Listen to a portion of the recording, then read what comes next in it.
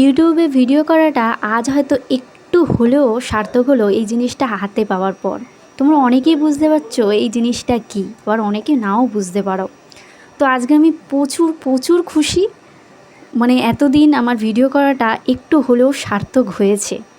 আর একটু মনটাও খারাপ, কারণ এই নিচের জিনিসটা অলরেডি কাটা ছিল, আমি নিজের হাতে কাটিনি। কেন কাটা ছিল সেটাই তোমাদেরকে বলছি। এটা এমন একটা জিনিস, এই জিনিসটা হাতে পাওয়ার পর সবার ফিলিংসটা অন্যরকম হয়ে যায়। আমি হাতে পাওয়ার পর পুরো কেঁদে ফেলেছিলাম, ইচ্ছে ছিল এই জিনিসটা নিজের হাতে কাটবো, কিন্তু সেই কপালটা আমার হয়নি। পোস্টমাস্টার অলরেডি জিনিসটা কেটে দেখেছেন এর ভেতর জিনিসটা কি আছে।